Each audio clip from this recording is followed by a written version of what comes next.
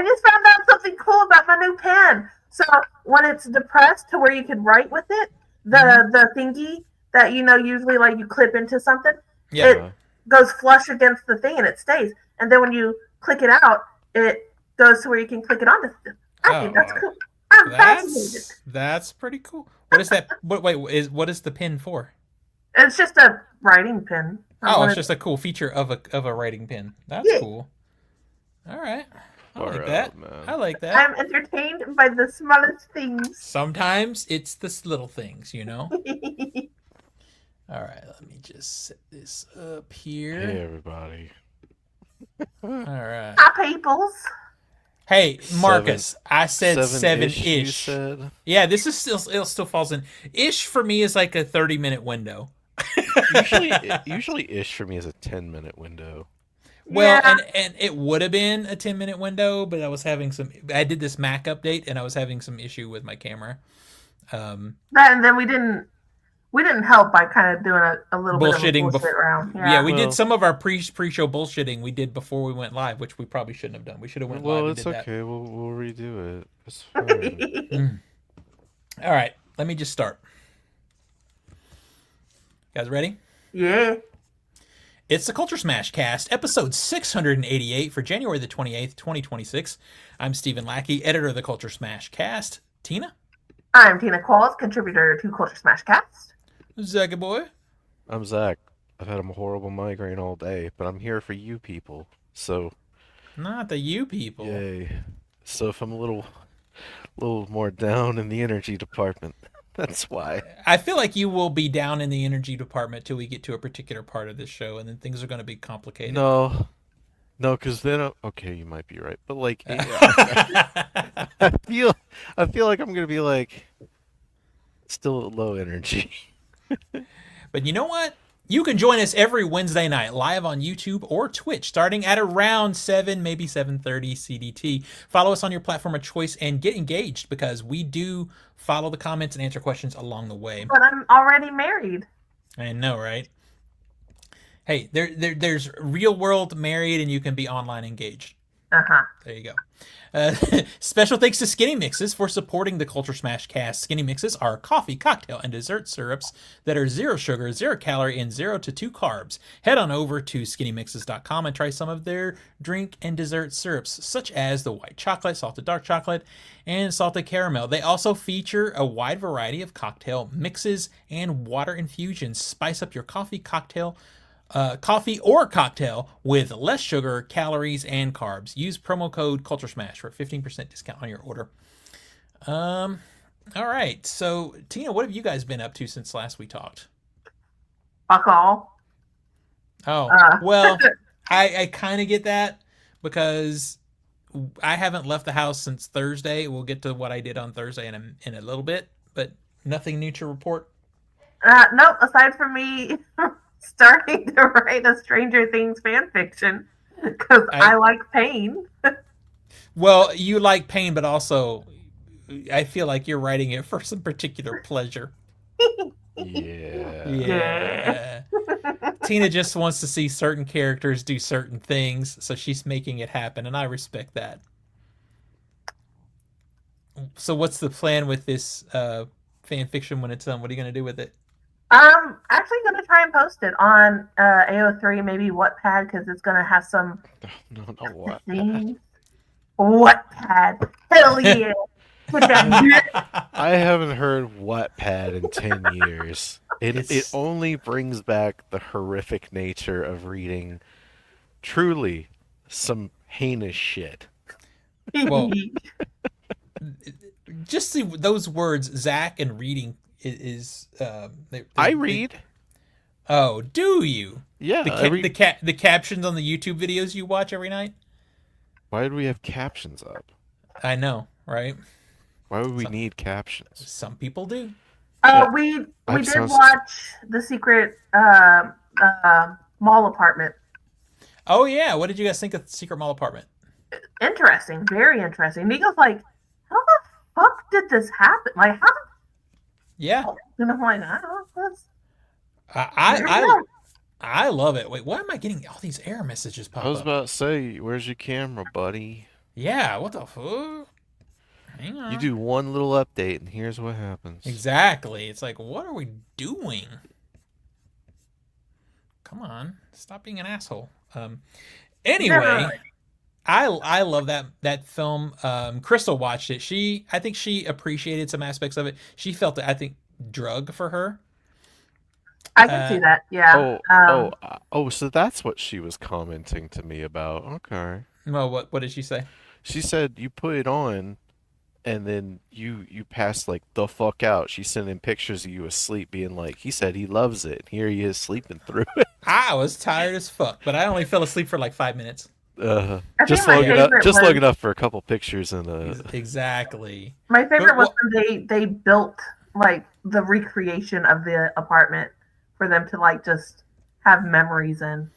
yeah, it's just a cool way of telling the story in documentary form. I think there's a part where it in the middle where it does divert a little bit for a few minutes too long, but I love the fact that a movie that's not political, well, it is political for sure. There's social commentary throughout that film, but it's not following some political situation or It's more about social commentary on economics and like well, community. Yeah, gentrification and gentrification. economic. Yeah. There's even a little bit of discussion on racism Hmm. and entitlement stuff like that. But it's not just your typical formulaic political film, and it's not a true crime film, and it's still a documentary that people are talking about. Netflix picked it up. I think it's cool. Yeah. I love that film. Well, we know from last week it's in my top 10 for the year.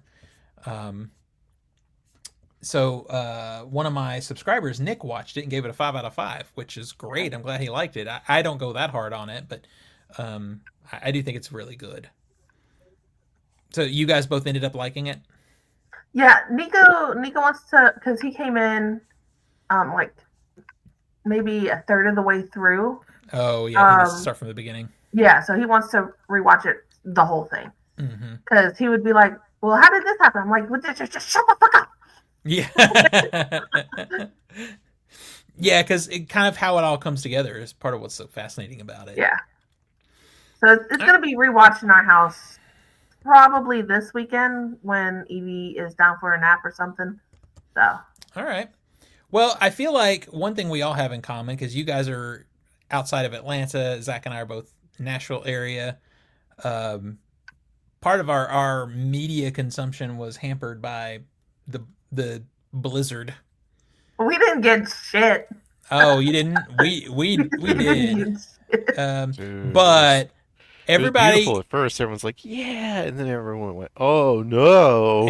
well, everybody, and I mean including Zach, were like subscribing to these huge numbers, and I'm like, no, no.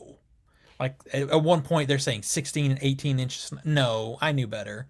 I We mean, I knew better too, but all of a sudden they're posting like, hey, it's going to be 16, 17 inches. You're like, whoa, hey, hang on. Let's just play pretend and say this happens. Is my roof going to be okay? No. Yeah. I think Zach and Crystal and I all had like a little game going where Zach said he thinks it'll actually end up just being 4 inches. I said 5, and Crystal said 6. Right now, I'm winning, but I think if we ended up getting another less than half an inch, Crystal would win at 6 inches, which is still a reasonable. 6? It doesn't feel. I thought it was like 3 or so. Yeah, I think it's more like like less, but Yeah. The ice. I mean, it was that thick of ice. yeah, the problem is the ice. I'm Yeah. just thankful that none of us lost power because a lot of people did. Yeah, we got a little bit of ice Sunday into no, mostly just Sunday. They canceled daycare on Monday, and we looked at the roads and we're like, "Fucking why?" I door dashed. I mean, it was to the point where it was like I felt. I'm one of those people. If it's really bad weather or dangerous weather, I don't DoorDash. I don't do that to people. But no, I was like, "Fuck it, I want fucking Subway, and I can see the roads are good. Bitch, give me my sandwich." All right. So Keep yeah. talking. I got to figure out what's happening here. Well, I mean, I never lost power, which I feel really lucky about. But like literally Yeah. outside of Steven, every single person I knew lost power. Every Yeah. person day that or we know of more. had a lot of power issues. I have friends who are still without power. Yep. So Yeah, yeah. we do too. So, some friends whose houses and cars were damaged by like falling trees because the ice was just so heavy on the trees that it caused the trees to fall. So yeah, Marcus being the like, thing "I'm about, too European for this." Okay, yeah, no, Marcus, okay. the thing about, especially in the South, when we get that kind of weather, snow's fine. We don't give two shits about snow unless, as Zach says, it's like a heavy amount to where our construction teams don't plan for that. It's the ice. It's the ice Marcus says in the chat he's too European for this. What does that mean, Marcus? You get a lot more snow than that than Oh, I'm we sorry. do? You have a system that is sustainable for that level of snow. Our cities aren't designed for it in their construction, in their manufacture, in their preparedness, in their execution. None of that. So imagine all of a sudden it just snows a bunch and you got nothing, man. You got nothing. I mean, we have 70-degree Christmas here. It's just not like that. So basically nothing for days because I hope the roads get plowed or shoveled or anything in 4 days. You're not going anywhere. You're not going anywhere. I was out today, and fortunately, it seems like it's fine. So I mean, it's what's better anyway. Finally, so of course he claps back with, "I biked through 1 feet 5 inches of snow." Uphill both ways. That's right. You tell him, Marcus. You tell him. All right, so let's just like, fuck you. Let's just jump into the box office because that'll lead to the one thing that Zach and I did get to do before we did Thursday night before the snowpocalypse happened. So here's the box office. Number 10 was Lord of the Rings: The Return of the King 2026 re-release. It made 1.6 million. It's made 3.9 million so far. Crazy how you can take a really great movie, put it back in the theater years later, and people still want to go see it. Crazy. Number 11 is Two Towers. So. Yeah. Number 9 is Hamnet. It made 1.8 million. It made 17.4 million so far. And that's a damn shame because that is a great movie. Shut up, Zach. Number 8, Lord of the Rings: The Fellowship of the Ring, made 2 million. It's made 5.9 million so far. There you go. Number 7, Return to Silent Hill, 3.2 million for its opening. So let me set the stage for this movie real quick. All right, before we get there, before we get into this, in the chat, Marcus says the kids at the kindergarten I work at were playing in the snow. Was it water? They would have been drowned. All right. I'm a little jealous. I think that would be fun to have that much snow. So when this movie was announced, Zach's like, "Oh shit, I'm in Silent Hill 2." Silent Hill 2, which, full disclaimer, is probably my favorite horror narrative game ever. This is what I think is really funny though. If we look back on mine and Zach's, Soma's probably number 2 on our conversations about Silent Hill 2. I don't know if it's in text or not, but I know I said to Zach when the trailer came out, I remember saying to him, "No, not that it looks like shit. I mean, it's fine." But what I said is, I think I remember asking, "Are these cutscenes from the game?" Because it looks like game footage to me. Which is incredible because Steven would know that the game came out 25 years ago. Yeah, I know, but is it a new? So... Yeah, I'm like, well, I think I remember specifically what I said is this a new game? And you're like, no. About the remaster. And I'm like, no. Yeah. You're like, no. Yeah. This is the movie, and I'm like, oh, okay. So we'll get to the reason I bring that up in a few minutes. So much so, I'm usually the one that does the sit by me tickets. Like I'll buy a ticket and send it to Zach.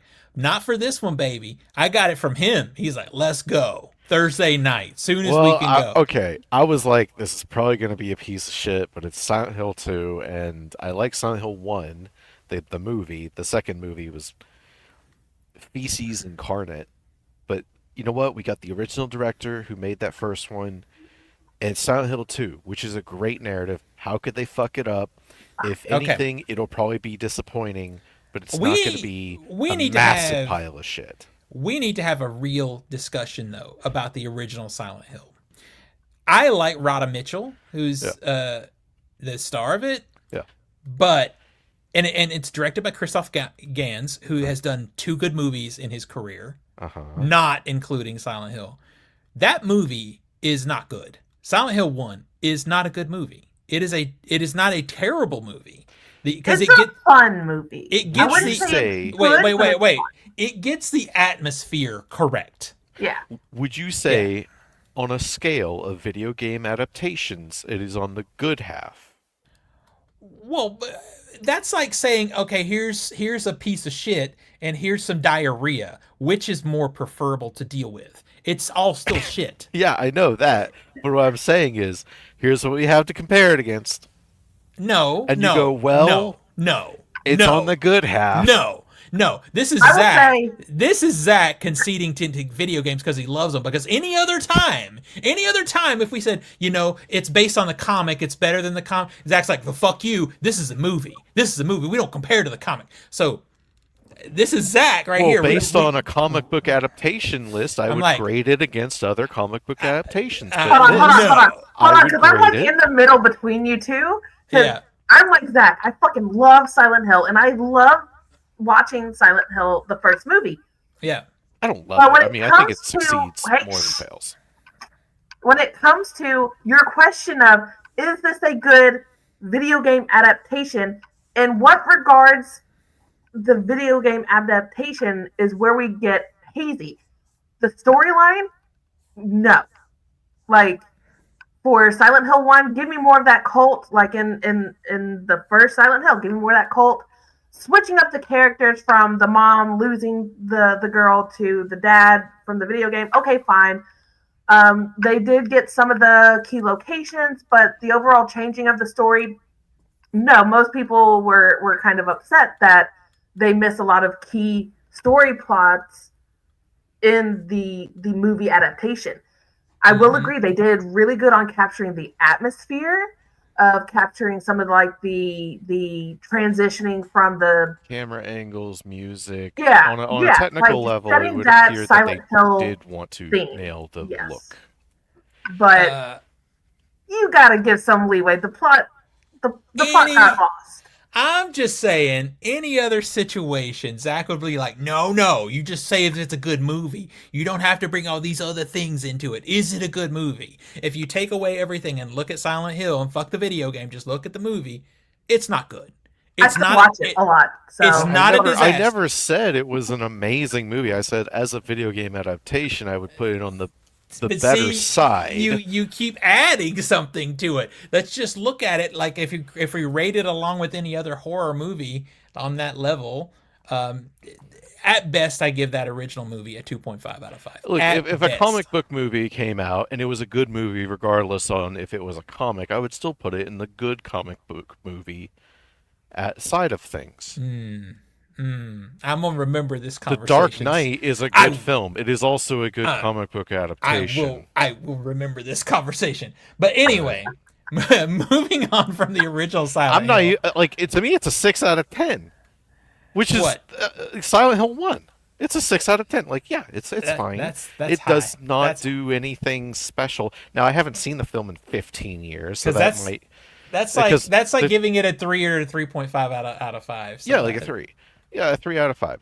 But the if thing I'm having a good day, I'll give it a 3.5. Yeah, because. But the thing is, it's a guilty pleasure. Yeah. I'll revisit it here because the local theater is going to play it in a few weeks. But I might walk out and go, man, my perception of cinema has changed, and here's my updated rating. Anyway, it's I'm just saying Zach's being soft on it because it's a video game movie, and I stand by that. Look, I will trash those Resident Evil movies. I love Resident Evil. Fuck those Resident Evil movies are fucking horrible. Marcus in the chat. Why can't you appreciate Zach being positive for once? For once. Okay, that's funny, Marcus. I love Resident Evil. Fuck those Resident Evil movies. They're fucking horrible, man. I mean, the very first Resident Evil movie is again another bad movie, but it's not good. It's not good, but I have fun with it. Okay. But so that look at here. No, because you're a fan of Resident Evil. No, you should give a pass. No. I give it a bad review. Because it's a bad movie. But we watched The Room. That's a bad movie. We have fun with that too. Well, yeah, but I'm not putting Silent Hill as some high watermark. For video game movies. For video game movies, I'd probably put it at number 2 or 3. I mean, we don't have that much to go. Yeah, off we don't. We really don't. So, Anyway, Zach is All on that hype. to say, Zach is saying to me, I know it's going to be a piece of shit, but at the same time, also on the hype train. Also I'm walking on in the hype going, train. it's probably going to be a 1.5 out of 5. I wish it was a fucking 1.5 out of 5. Like, that's what we were going in, going, it's probably going to be a 3 out of 10. It's probably going to be a mess, but we'll be able to take something away from it at least. So the fucking movie starts. Yeah. And I'm not asking for a 1-to-1 adaptation, but, like, it's immediately, aggressively shit. Like hostily. Look, shit. Okay. So there are sometimes you have to be kind of good with taking cinematic license with, especially with something like a video game movie, because at the beginning of that video game you pull up on a fucking bridge which has a parking space. You don't pull up on a bridge. Okay, whatever. So you go down these steps and you got to walk into town through a graveyard. We let that happen in the video game because we know there's a purpose to that, right? Well, the reason for it is because the tunnel to Silent Hill has been blocked off. It's the only way to get to it is to bypass the tunnel, which is going through the forest, going through... Yeah. Imagine, though, if you will, watching the movie without that explanation, and he just still does it. Yeah, because in a video game it makes sense. We're trying to get there, but we have to get there on foot. So we go through the journey with the character. It makes sense. Cinematically, you're going, why are we going this way? Why are we showing this? Why are we walking through? We're doing it because the director... Because there's no plot point in the game or in the movie that is narratively, like, important to that scene. So you could just cut it. We're literally doing everything we're doing in this movie. We're doing because the director loves the game. It is. Oh, he doesn't. It is. No, he doesn't. Well, no, I refuse to believe that. I know that he loves the game, but what I think is he thought I could do this story better, because he changes a lot of stuff. I don't care though. Hey, like I know, Tina, were you a fan of the cult? Did you want more of that cult? Because we thrust in the cult here. I mean, it doesn't make a fucking reference in the second game, but holy shit, there's a ton of the cult here now. Yeah. I honestly, I do like the original Silent Hill 2. I like it, but I don't care. I don't. Universally, it's liked. Yeah, it's a great game, but I don't care. Going into the movie, I'm like, did you make a good movie? You might have made changes to the story, whatever. Is it a good movie? It is not a good movie. This is a series of vignettes tied together to be a movie where he could recreate some aspect visually from the movie. And what's really funny is a lot of times they're shooting on the volume, which is the background screen, and you can tell. And then there's shitty CGI in it. There's not really anything practical to speak of. And I'm like, why do we do this? Because you didn't do anything new. Because it looks marginally better than probably the new version of the video game. I mean, it still looks like a video game on screen. You didn't do anything new. You just fucked up the story. You got us really bad actors. Bad. Like, I'm talking laughably bad. I will take the bad actors, but could we trade out the bad wig and beards? Man. Like, I'm okay. You can dog an actor all day, but when you put probably the worst beard I have ever seen on them, I mean, you might as well just put clown makeup on them. And the funny... okay. Audible laughs. Audible laughs. The thing that got me dying, though, the funniest fucking thing about this movie is the main actor, is a British dude. Yeah. But you don't know it because he's dropped his accent until the last act of the movie when they just said fuck all, and he's just totally speaking with a British accent. Yeah. Doesn't give a fuck. Just doing it. And I'm like, what is happening? This movie just so I can witness No, it. don't. No, I'm gonna say if you really want to see this movie, pirate it. I'm not gonna pay for it. I'm never gonna pay for it. No. I look across at Zach when he starts talking. I'm like, is this the same guy? What has happened? He's got a really big, ugly Chris Christopherson 1970s fake beard, and he's speaking with a British accent. I'm like, what are we doing? I suspect And I believe that if you remember a good few years ago, like 4 years ago, there was this big Konami announcement of the return of Silent Hill. And they announced the Silent Hill 2 remake. They announced Silent Hill F, Silent Hill, another like mini game, and this movie. I believe they were towards the end of production or had wrapped production on the movie by the time that announcement was made. So here comes Bloober Team with their remake, and they looked at the original and they went, "How can we make this better?" And they made a lot of improvements, frankly. And then the movie looked at it and went, "Shit, we fucked up." So now they have Silent Hill 2 and the remake, which is probably, a little bit lower, but just as good. And now you have the movie adaptation that is just this floundering, like, it's embarrassing. It is. At no point is it good. I will at least give it. There are some shots that are in focus. The movie they got use out of a hallway set. They had like they had 3 or 4 scenes where they got to use that hallway set. I mean, I'm really curious. I should have looked it up before the show, but I'm really curious if Christoph Gans can speak English at this point. I think he can, yeah. I think he can too. But I'm just wondering why no one said anything to this actor about his accent in the last act of the movie. So what I'm hearing is don't get my hopes up for a Silent Hill Downpour movie. No. Yeah. Well, Downpour sucks, but two. Fuck you, I love Downpour. Downpour's fucking stupid. Oh, Murphy Pendleton. Anyway, like...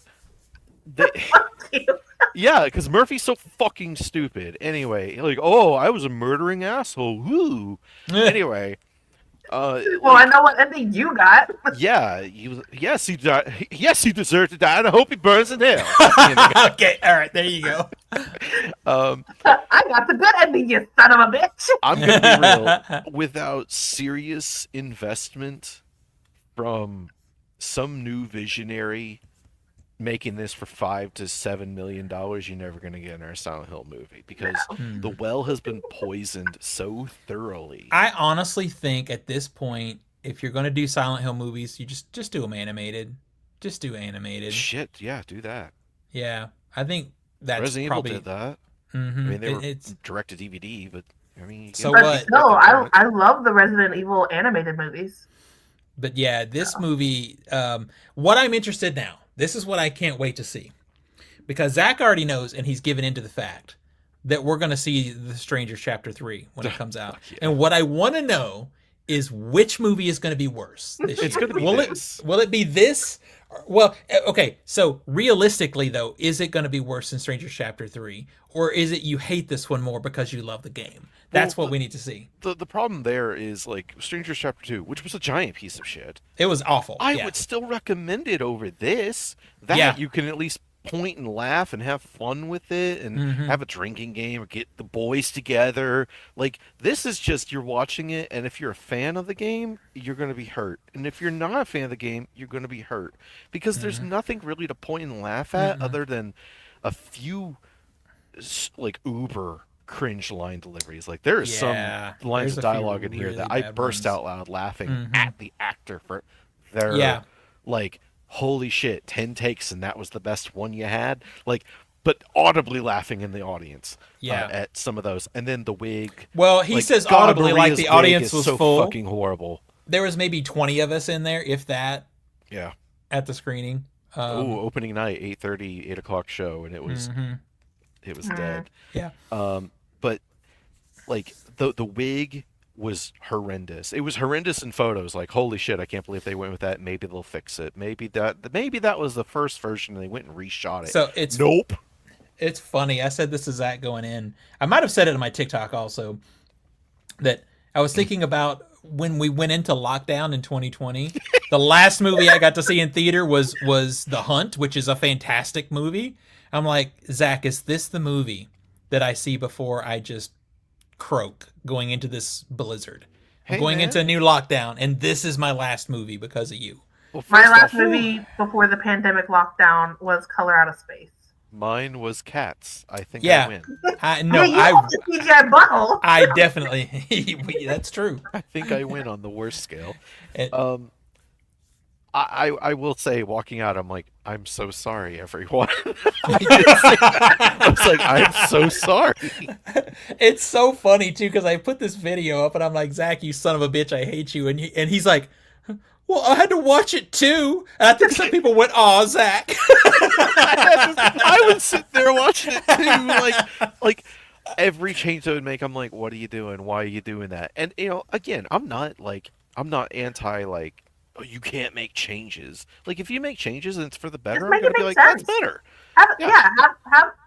Have it make sense. If there's a reasonable logic to it. Every single change they made in this was like, how can we make this worse? What's the worst thing we could do? Let's go with that. Quick hello to Don in the chat. How you doing? Hey, hi, Don. I will say, I mean, we got another video game adaptation tomorrow night. You ready for Iron Lung? I did not. I watched the trailer and I just don't. I don't know if I could do it. I mean, do you want to play the game? We can sit here and play it together. Post podcasts. We can play the game. I can stream it. It looks that trailer looks real bad. It looks real bad. Yeah, but I mean, hopefully, this one has at least the writer of the game attached to it, as opposed to. I like how we're 30 minutes. Well, fuck me. The fucking and we haven't even finished the box Silent office. Hill games. Yeah. The fucking writer of Silent Hill game was attached to Silent Hill 2, this one, whatever the fuck. All right, let's move on because we do have something important to talk about. It was. Hold on. Don asks, "Where's the toenail guy?" Whoa, oh, Nathan. I think he's working. He's working, but his toenail is gone. It's gone. Yeah, we had to get a picture sent to us. It was disgusting. I mean, I'm just gonna say, I think the worst of the year is behind us now. I feel like you might be right. Speaking of which, though, last year, 28 years later, was a huge piece of shit. But number 6 on the box office, 28 years later, The Bone Temple is a very fun movie. People should see it. It's great. And it made $3.4 million. It's at $20.5 right now, and I think it's really suffering from the suckiness of the previous movie because this one's actually fun. It's good. Number 5 is Marty Supreme, made another $3.5 million, made $86.2 million. And you know what? What's interesting is I didn't put this movie on my top 10. One, because everything that I have on my top 10 I actually liked better, but I did say that this is a good movie. But Mr. Wonderful being in it was such a turnoff to me, and now there's a bunch of stuff coming out about Josh Safdie being a piece of shit. Yeah. So hey, there you go. There you go. Marcus says one video game adaptation I am excited for is Ghosts of Tsushima, which I haven't played because I am just not a fan of the Souls-like. So the Souls-like games are like uber difficulty. You fuck up, fuck you, start over, like brutal difficulty. There are some people that love them. I am not one of them. All right. So number four is The Housemaid, made $3.9 million. It's made $115 million. Wow, I did not see that coming. I did not see that coming. I thought that was going to flop. Yeah, same. Number 3 is Zootopia 2. It made $5.3 million. This one's made $400 million, $1.7 billion so far globally. Crazy money on Zootopia.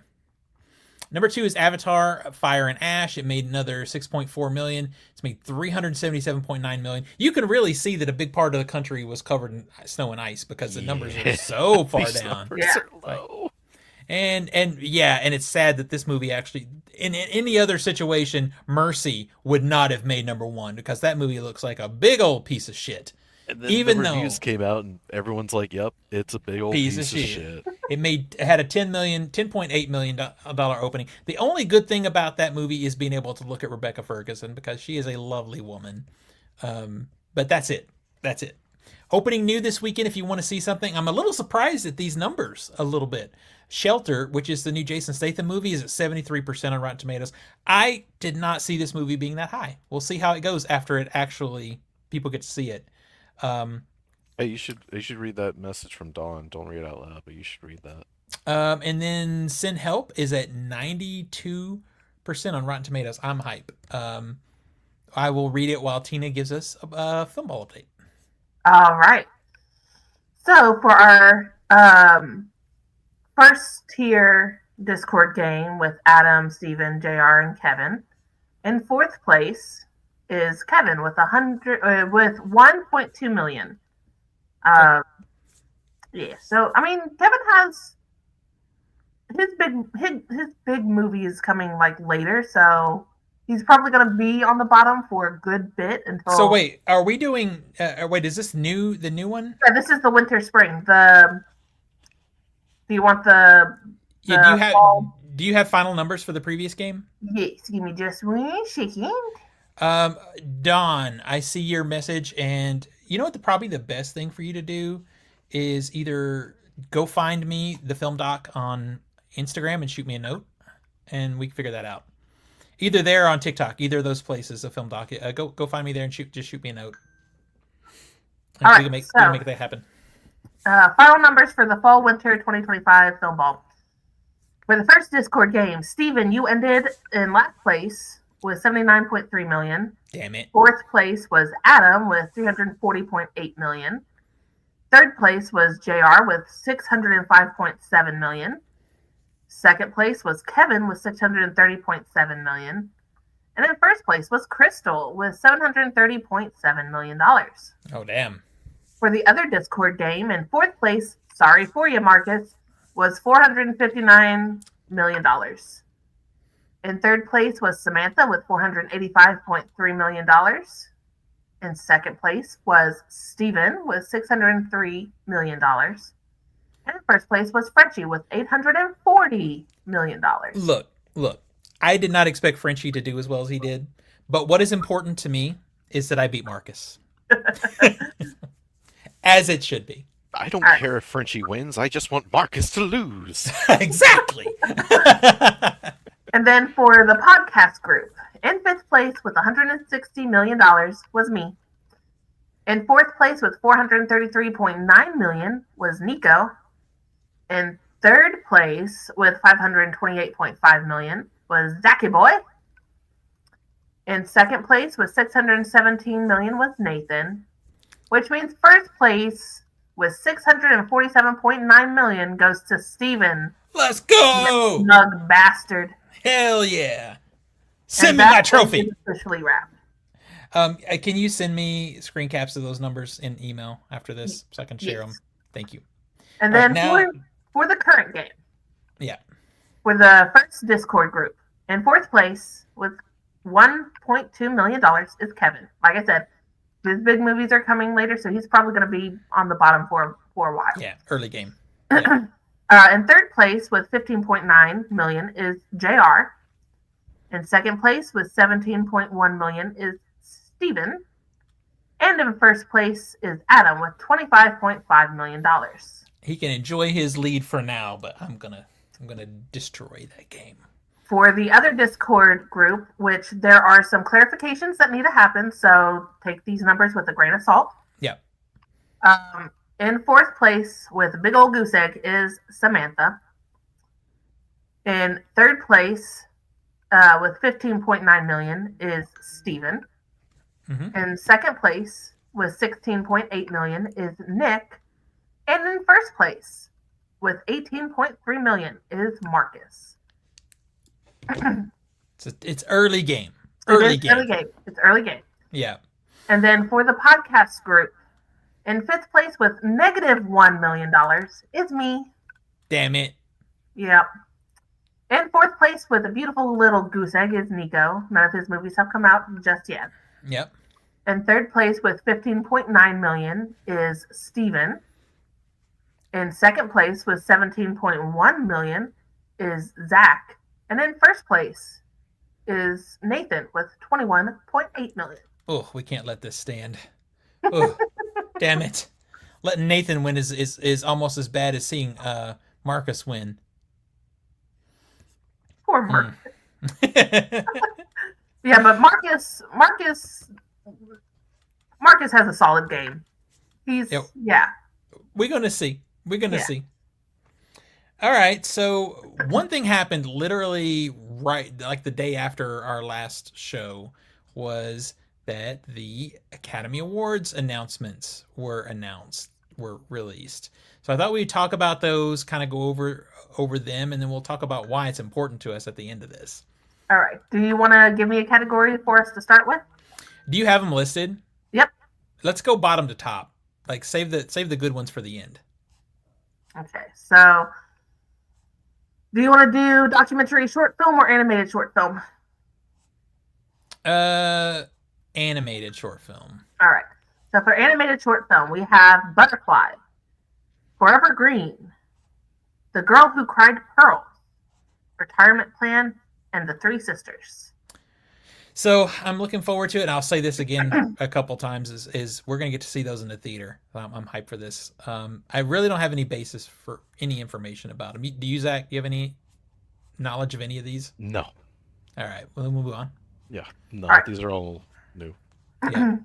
For documentary short film, we have Perfectly Estrangeness, The Devil is Busy, Children No More, Were and Are Gone, Armed Only with a Camera, The Life and Death of Brent Renaud, and All the Empty Rooms. I've heard of Armed Only with a Camera, and I've heard of All the Empty Rooms, but I haven't gotten to see them yet. All the Empty Rooms is the one that I don't know if I can watch, because it goes into basically the victims of school shootings and how their parents cannot move on. Yeah. Oh yeah, this one's on Netflix if you want to watch it. Mm-hmm. I'll just see them in a block when we see them at the theater. We're gonna do a day where it's like 8 hours, 9 hours of watching these. So. We're gonna watch all the shorts at once. All right, moving on. Live action short film. We have Butcher Stain, A Friend of Dorothy, Jane Austen's period drama, The Singers, and Two People Exchanging Saliva. I like the title of the last one. I was about to say that last one. Okay, that sounds good. All right, yeah. Maybe this is our another my year of, what was it? My year of dicks or whatever. Oh, get this! It's about a dystopian world where kissing is punishable by death. Ah, damn it! Let's go. I can dig that. It's 36 minutes though. So ooh, ouch. That hurts for a short. 36 minutes is long for a short. Yeah. But hopefully it's good. I love dystopian shit though, so let's go. All right, next we're gonna go into like some of the more behind the scenes makeup and hairstyling. Mm-hmm. Frankenstein, Kokuho, Sinners, The Smashing Machine, and The Ugly Stepsister, which is one I'm excited to Let's go. I am just happy The Ugly Stepsister is recognized, because that movie is what was in all of our top 10s. It was so funny because when I put that in my top 10, I was thinking to myself, I wonder if anybody else in our crew can remember. And then all of us had it. Yeah. Did Nathan have it in his? No, he hasn't seen it, so he didn't really count. Yeah. Everybody who saw it had it in their list though, which is awesome. It's so good. It's so fun. I am interested in seeing Kohoko though. Yeah, I haven't seen that one. Production design. We have Frankenstein, Hamnet, Marty Supreme, One Battle After Another, and Sinners. And this is the first place that I think it's really fascinating that Wicked for Good got shut out. For good reason, because screw that movie. I mean, it's not the best movie, but I wonder if it's only because since they were shot together, they feel like they give that recognition. From last year. Just again. Yeah. Which, frankly, I didn't see anything in it that outdid these. Yeah. I mean, outside of Frankenstein, which I'll still even give it a Frankenstein over Wicked. At least it had like some weird shit in it that Wicked just felt like, yep, it's just more of Wicked. Yeah, I would still give it to Wicked though, because Wicked had more practicals than Frankenstein, for sure.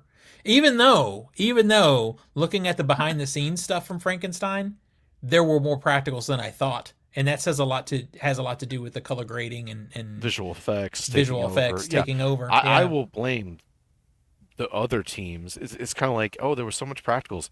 Couldn't tell you. Yeah. Yeah, same thing with Furiosa. We did so much practically. Couldn't tell you. CGI was slathered over that film. Well, and it's that thing of once the CGI is in place, they've got to color grade and do things to smooth it out so it doesn't stand out. But then it just makes everything look smeary and fake. Oh no! With Furiosa, it was we shot this practically on a road. We had to replace everything in the background though because it wouldn't match. And I'm like, then why even do it practically? Because like if you're replacing everything else with CGI, just fucking do it CGI. Well, that's my point with Frankenstein is they had practical stuff, but then they just covered it with so many effects that they had to smooth out that image to make it all look well, then consistent. just do it all CGI. Like unless you had it there for reference. Mm-hmm.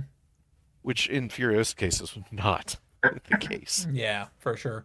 I like this category though. I think it's going to be very competitive. I think of the ones that we're talking about, this is where the competition starts. I think overall the Oscars are going to be super competitive this year. Oh, I'm interested for our game. Yeah.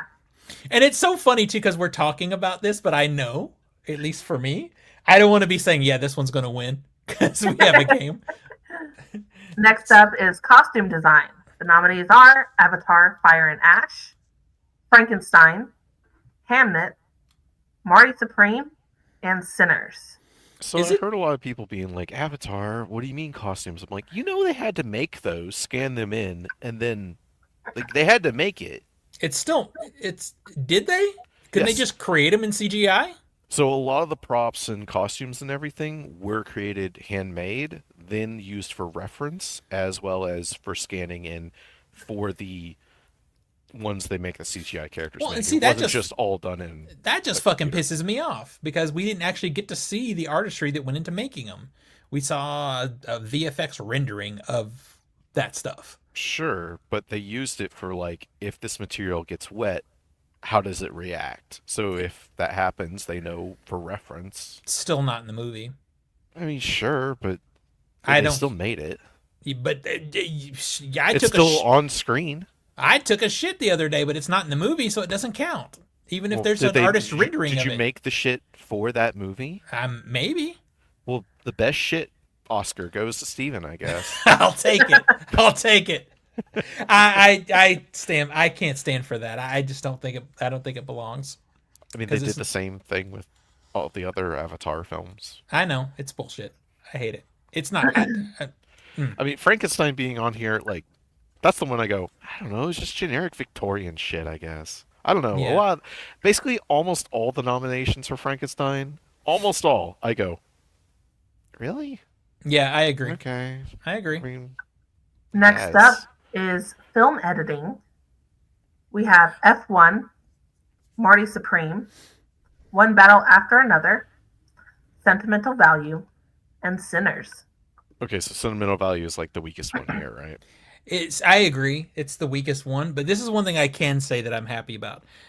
There's not a movie nominated that is shittily edited. Yeah, there's no nomination here. You're like, fuck that fucking editing. We don't have fucking we don't have Bohemian Rhapsody. Bohemian Rhapsody. Yeah, there's no Elvis nomination. Yeah, here. None of that bullshit. Yeah, no, it's like everything in here is like, no, there's some good editing on display. Absolutely. Yeah, it's either Sentimental Value is fine.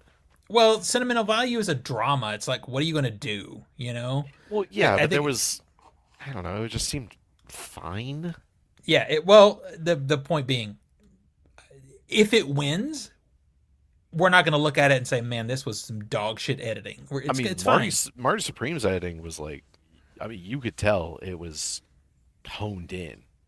Yeah. It must have been a nightmare to fucking edit that movie. Oh, probably. Yeah. Probably. Like being in the editing booth for that session, yelling and screaming all day, 8 hours a day. Yeah, for sure. I'd love that. I'm in for that. All right. Next up, we have documentary feature film. The nominees are The Alabama Solution, Come See Me in the Good Light, Cutting Through Rocks, Mr. Nobody Against Putin, and The Perfect Neighbor. I haven't seen any of these. I've seen The Perfect Neighbor, and The Perfect Neighbor. Yeah, Tina and I both like that one. Yeah. Right? I hear The Alabama Solution though is really good, and I also hear Mr. Nobody Against Putin is pretty great. So, and I've heard a lot of good things about Come See Me in the Good Light, but I've heard more good things about Alabama Solution. I gotta try. One of those things, I just need to watch them. Yeah, same. I'm gonna be on the lookout trying to figure out how to see them. Hopefully, we can get more of them out before the Alabama Oscars. Solutions on HBO Oh, Max. good. Conceiving Mm-hmm. the Good Light is on Apple TV. Mm-hmm. Cutting Through Rocks is not streaming. Get fucked. Mm-hmm. And Mr. Nobody Against Putin is on Prime, but there's I think it's Apple TV actually. It's Oh, like Prime like a subscription the requires Prime adding Yeah. add-on. on. And then Perfect Perfect Neighbors on Neighbors Netflix. Netflix. Yep. So Yeah. for the five, you could potentially watch at home. Oh, Yeah. nice. All right. It's just we got to actually do it. All Marcus right. says, "Come on, Danish movie nominated." Which, which Danish I'm movie? actually about to go over international feature film All right. He says from just hating on Brazil. Frankenstein because it's filled with Danes. Give a fuck about Oh, that. yeah, that's right. Uh, in Brazil, or from Brazil, The Secret Agent. From France, it was just an accident. It's good. That's From good. Norway, Sentimental Value. That's fine. From Spain, Sarat. Need to see And it. from Tunisia, The Voice of Hind Rajab. So the last two I haven't seen yet. I want to see, especially Sarat. I really want to try and see that one. Mm. I, there's good movies in here. There's no Parasite though. There's Yeah. no. Yeah, there's nothing that's really. Well, you say that, but Sentimental Value got nominated for. We'll get to this later. Best Picture and Best International. So I guess which one's gonna win? Maybe, but the thing is what I mean is there's not that movie that's just like mind-blowingly great. I need to see they're Surat. Sarat, Really I might need to be see Sarat. wrong when I finally see that one. Yeah. Yeah. What sucks is basically I've heard like you need to have a Dolby Atmos or like the best sound for that movie. It's almost like the place of interest or the Zone of interest. zone Yeah. of interest. Yeah. Mm-hmm. All right. Speaking of sound, the nominees are F1, Frankenstein, One Battle After Another, Sinners, and Sarat. Okay. Sorry. Again, Sorry, Marcus, but yeah, Frankenstein is like Frankenstein being whatever. nominated here, like we walked out of the theater going, no, there's like bad line like mixing going on. Yeah, And a some of the few- dialogue's and a hard to hear in the few- mix. Yeah. Yeah. And Mhm. like we're in the theater and we're like, no, it's calibrated. We know how it should sound, and it was Yeah. fucked. So it gets a nom here, of course. Like it's, I just don't get it, man. Yeah, I don't get it either. Oh, Marcus says Sentimental Value is his favorite of the year. All right. I was about to say, I actually rewatched Sinners over the weekend, and damn, that sound mix is so good. It is so good. Marcus said he has Frankenstein at 2.5 out of 5. All right. All right. All right. Next up, writing for adapted screenplay. Nominees are Begonia, Frankenstein, Hamnet, One Battle After Another, The winner. and Train Dreams. I don't know, man. This is a hot competition right here. There's a lot of bangers in there. Is there? Yeah. Okay, so you have Hamnet, One Battle, Begonia. All great. All great. That's a lot of bangers right there. Okay, well, we have 40% that aren't. Yeah. Well, true, but the ones that are there are like top tier. So I don't know. Yeah. Okay, well, I know what my money is on. I'm glad you revealed your position. That's Oh perfect. no. All right, moving on. You go Writing with for Hamnet, original fine. screenplay. We have Blue Moon, It Was Just an Accident, Marty Supreme, Sentimental Value, and Sinners. I need to try to see Blue Moon. I've heard really good things about that movie. I Is just it on haven't- Netflix? Is it? Is it? It was in the theater for like 2 weeks here, and it just gone. Missed it. Yeah. I would love to read Marty Supreme and Sinners like the script to see how it compares against like what is actually on the screen because I Mhm. feel like Marty Supreme, like I can't confirm this, but it felt like there was a lot of improv in there, not in a negative, just as a this is what the character would do or flourishes, while the script was like a guideline. So I'd like Yeah. to compare in contrast. But maybe if that's true, then that's even more of a win for the actors. yeah, I'm not against improv. I am against bad improv to where you're like that should have been cut. Ooh, Whereas I wonder. Um, I, I'm not sure when the voting ends or if it has ended. I don't think it's ended yet. no, I wonder if all this negative press for Safdie is gonna impact. Impact. Mm-hmm. I wonder. it's possible. Yeah, we're gonna see. It came out early enough that it's not outside the realm of possibility for it to Mhm. negatively impact. Yeah. Agree. If we were like maybe a week or two later, probably not, but yeah. Next up is music, original score. The nominees are Begonia, Frankenstein, Hamnet, One Battle After Another, and Sinners. All right. Hamnet The getting only on here, really? Okay. the only two that I actually can like really hone in on the scores is One Battle and Sinners. Yep. Mhm. The others I'm sure are good. I remember thinking the music in Hamnet was good while I was watching it, but I couldn't connect. I couldn't tell you anything about it now. I mean, Like it was it didn't stay with me. drama, grandiose kind of music. Mm-hmm. For Frankenstein, it was generic Frankenstein's Victorian. music is very generic. Yeah. I mean, honestly, just like okay, just generic Victorian violin strings. So But wait, Marcus, do you think that F1 got snubbed for the score? Because when I think about F1 I really need to see F1 at this point. with the music, I think about the needle drops more than the score. There's a lot of needle drops in F1.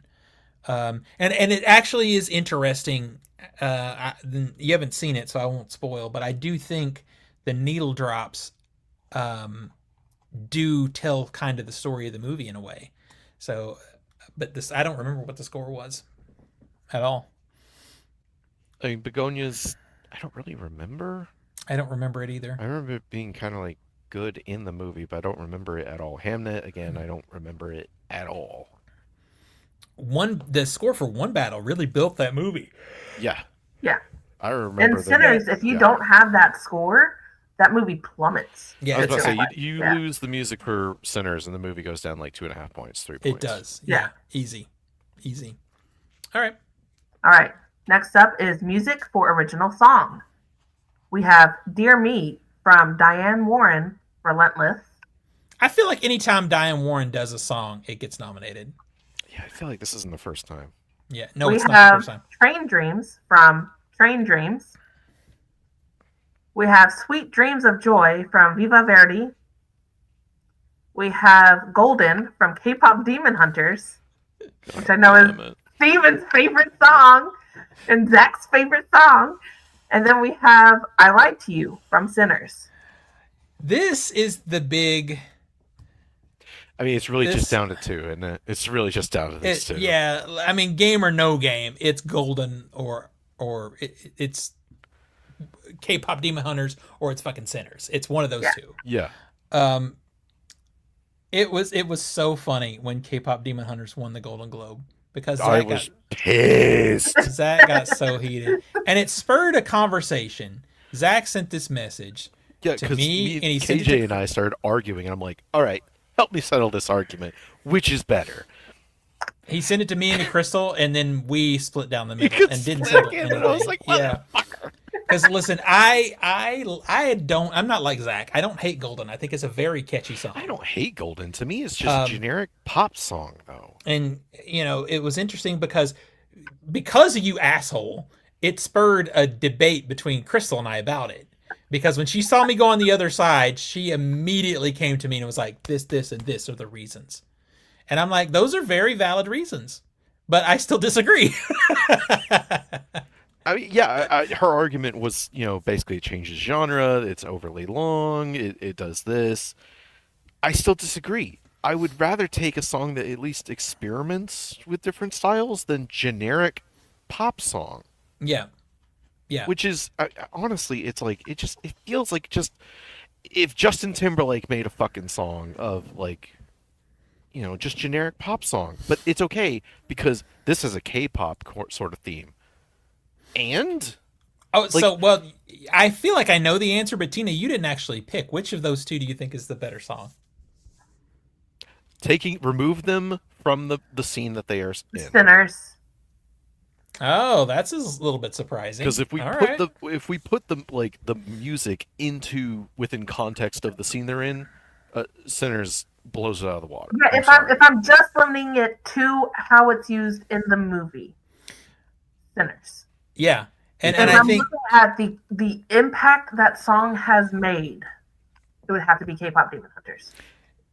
Yeah, I think that's the problem, and that's probably that's how it's going to be split. That is exactly how it's going to be split. It's the popular one versus the oldie one. So which do you go with? The popular one? It's so funny. Sometimes, yeah. The Golden Globes going with the popular one did not surprise me. It's I don't know how it's going to go with the Oscars, but yeah. So you look at it and which one had the most cultural impact, and they both are culturally important songs. If you look at that though, it's going to be Golden, 100%. Yeah, it's going to be K-pop. Yeah, oh yeah. 100%. I'm not going to sit here and be like, no, Golden didn't have any impact. Oh, absolutely. Are you kidding me? It blew the fuck up. Like, you can't go to a store now without hearing Golden if you're in there for more than like 15 minutes. And that's important. That's part of it. Uh-oh. This spurred conversation right now. Jesus, here we go. Look, Crystal's in the chat. She's blowing it up. Hi, Crystal! She's, Tina, you're amazing. Don't forget, we're seeing... Iron Lung and Send Help tomorrow. Yeah, the popular one is also quality, by the way. All right. And then she says the popular one is also quality. Yeah. And then Dawn comes in, not even close, K-pop. Yep. Yeah, from Dawn. It's so questionable to me because I really like both songs. The problem is, and when she asked it of me, as a musician, myself, I look at things that way. The song from Sinners is a better fucking song. But as something that is an earworm that sticks with you, you know it immediately in the first two bars of the song. Yep. It's Golden, right? So that's what a pop song should do. It should be catchy. Right. Well, this is a pop song that's all of those things, plus it had a huge cultural impact. Mm-hmm. And I don't know. It could win. Yeah. If it wins, you're going to hear me, like, cry curses into the air. We're going to hear you all the way down in Atlanta. Just go outside and hear a howl of agony. It's like, oh, there's Zach. Crystal says she forgets that she's the better musician. Yeah. Crystal became a musician yesterday, by the way. Yeah, that's a thing. I mean, for real, you remember that scene from Scott Pilgrim where he, like, it's okay, every time I wave to her, she's fine, he waves to her, and you hear, no, in the background. That's going to be me. You're just going to hear a soft, no. Oh, my God. That's going to be a very pleasurable moment. I like both songs. I think both songs are relevant, but as much as I like the song from Sinners more, just the pleasure of seeing Zach's pain if Golden wins is worth it. It's that's worth it. That's it. Okay. No, it's fine. I got it. It's cool. It's worth it. It's worth it to me. I will say, me personally, I would rather, I personally want Sinners to win, but I would not be upset at all if Golden won. Dawn being in here, nobody's having a Sinner's birthday. First off, you taking your little kid to see Sinners? Oh wait, it's rated R. That's right. You're staying them at home because they're not mature enough to go to the movies yet, so they're going to be watching Netflix, where this slop was put on. I wasn't a fan of K-pop Demon Hunters, but secondly, who are you to say I can't have a Sinner's birthday themed party? Yeah, I might do that. People have some Sinners themed parties. Like, right. I want to go to that party. I don't even really celebrate my birthday, but you know what? Next year, just out of spite. No. I mean, that would be pretty lit, though, if everybody dress up and have, like, especially if you recreated the burning of the Oh, no, barn. just have the juke show up like it's a pop-up. That'd be pretty lit. All right, next category is casting. The nominees are Hamnet, Marty Supreme, One Battle After Another, The Secret Agent, and Sinners. So this is the new category this year. Yeah, This is a complete wild card. because we don't know how they score. We don't know how they lean towards casting. Like we don't know. We haven't had previous years of data to go back on, which is what I used last time to absolutely cream your guys. That's true. I used my data. So, spoiler alert for what we're going to talk about later, but I did put this category in the middle tier. Okay. I don't feel like it's as risky as trying to figure out documentary short, but it's not as easy yet. Anyway, it might move to the top tier after we have some years of figuring it out. But right now, I feel like it might be like the same kind of easiness as like visual effects, because visual effects you usually put in that first category. So yeah, I mean, honestly, if it's like, okay, Zach, how would you rate this? It's like, how important is the casting to the film? I mean, I haven't seen Secret Agent, so I'll just go off the four that I have. So all of these have a lot of unknowns or obscure people in their parts that are all really great. Is it how they overall cast with an ensemble, or is it that they cast the perfect person for the role? Yeah, that's a great question. Yeah. So we're going to learn this year because it's so new. In the chat, Marcus says it would be classic Academy to give Sinners 16 noms and give it only original song as a pity. If Sinners gets completely shut out, I don't think I'd watch the Academy Award. I hate to break this to you, but typically the movie that gets nominated a bunch absolutely usually gets shut out. So also, I'm honestly not expecting this is something I'm going to do some social media videos about this closer to the Academy Awards, but one thing we have to remember, outside of the cultural relevance of Sinners, quality of the film, all these things, is Sinners is a horror movie. And there it is. Horror movies don't win outside of technical. They don't. So just be fucking ready. The Silence of the Lambs is the anomaly, but that was 35 years ago. And before Silence of the Lambs, what do we have? The Exorcist, right? Yeah. From the 70s. So it's just how it is. Horror movies and comedies don't win. Maybe that's the trend. Maybe it's like the Pennywise theory. It happens every 27 to 30 years.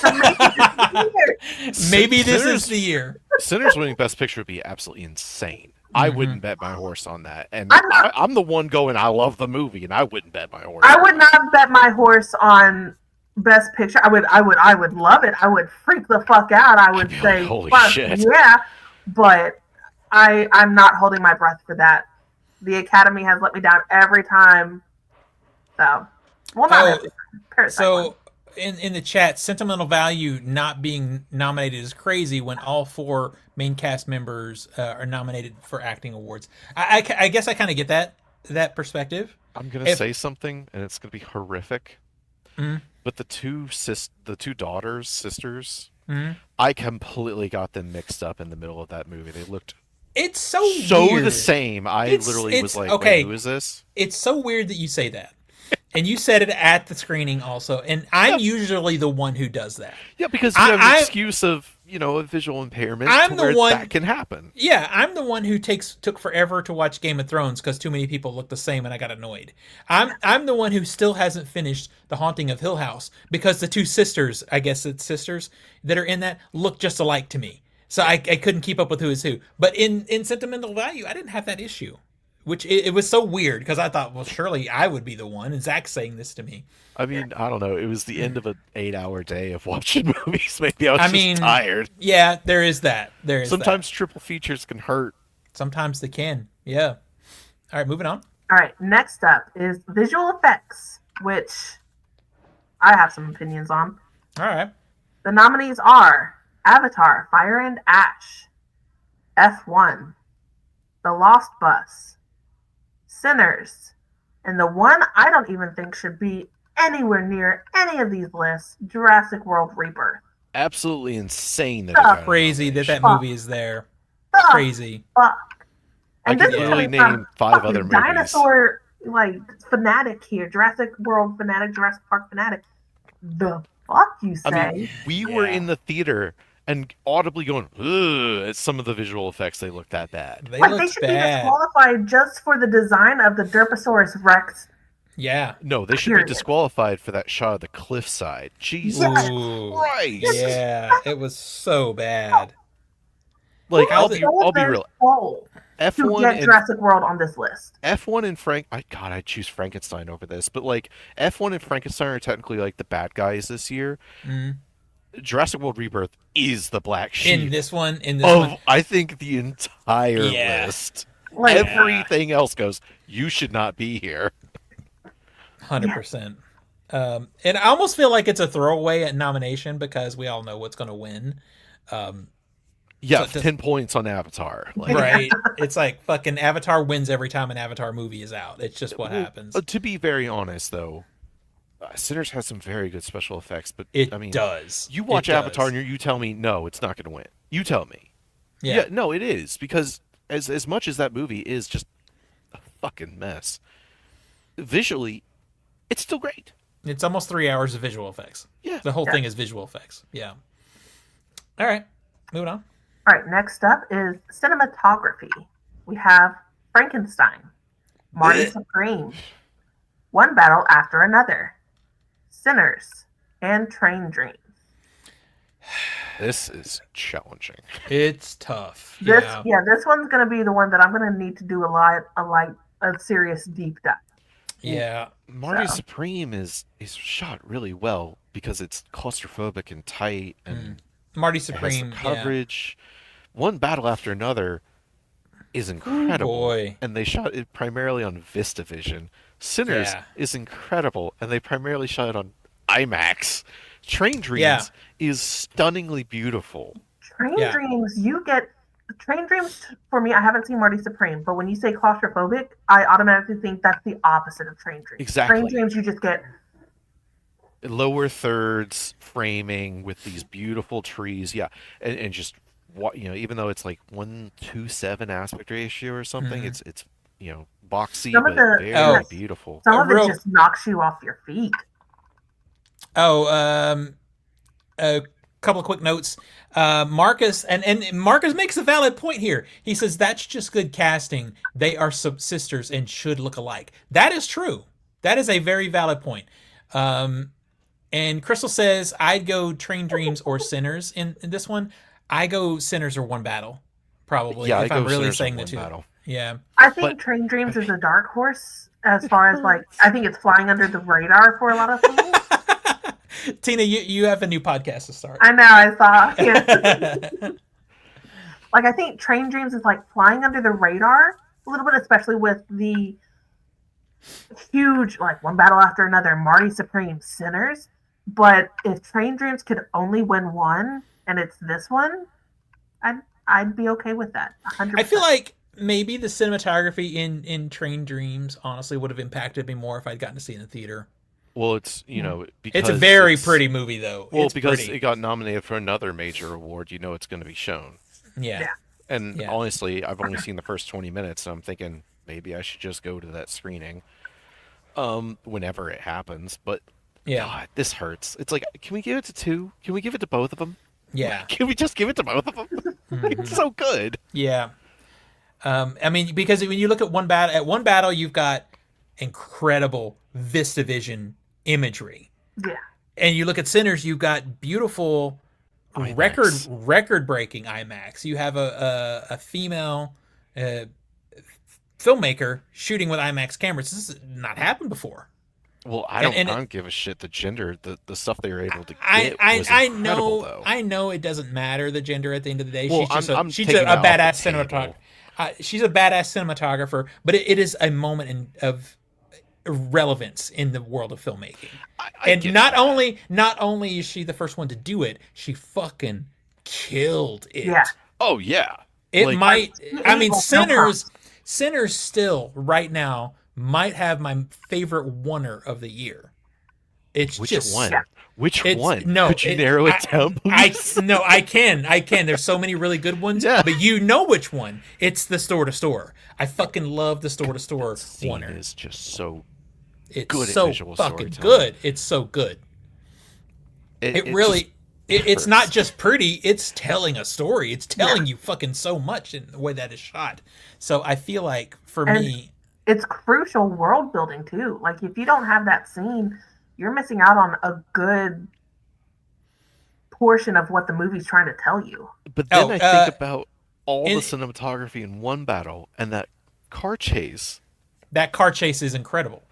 And not only is it incredible, and again, it's shot on VistaVision. We don't get that. We don't fucking get that. In the chat, Crystal says that, and reminds us that it's female, but she's also a person of color. And these things they matter in the world of filmmaking because that's how we progress. So I think they are in the conversation. Especially with there being a lot more scrutiny on the lack of historically, a lack of those kind of winners. Mm-hmm. So there's a lot more scrutiny nowadays. If the movie was mid or not great, and there was a nomination, it'd be one thing. But not only is it that are those things part of it, but she is a fucking badass shooter. Yeah, she is a badass cinematographer. So I think mean, for me, I try to keep just I don't care who they are, as what was the quality of their work, and the quality here is just absolutely outstanding. Just for keeping it equal, just because if you're one gender over another, that doesn't make you better or worse in what you would pick in terms of a nomination. I just look at the results and I go, holy shit, she fucking nailed it. It was fucking amazing. All of this is true. But I think of that one shot in Sinners where it's just a big blue open sky with the sun. And in 70 millimeter IMAX, and I was just like, God damn. It's gorgeous. It's gorgeous. Yeah. But I think if we want innovation in storytelling, the only way we get that is through different perspectives. So when we get a different perspective, which is a female and a person of color, and it's top tier work, it's worth mentioning those other pieces in the conversation. Yeah. That's just my opinion on that. Yeah. All right, moving on. Next is animated feature film. The nominees are Arco, Elio, K-pop Demon Hunters, Little Emily, Little Emily, or The Character of Rain, and Zootopia 2. I have a screener for Arco if you want to watch it. It's hitting theaters this weekend. Oh, is it? Well, I'd rather see it in the theater then. I think this is an interesting. So this is the K-pop Demon Hunters pick. I mean, this is the popularity what my kids liked one. I mean, it's. I feel like it's going to be K-pop Demon Hunters or Zootopia 2. Zootopia 2 coming out of nowhere would be insane. I mean, it's happened before with Disney movies. It's just I know, but but you keep saying that.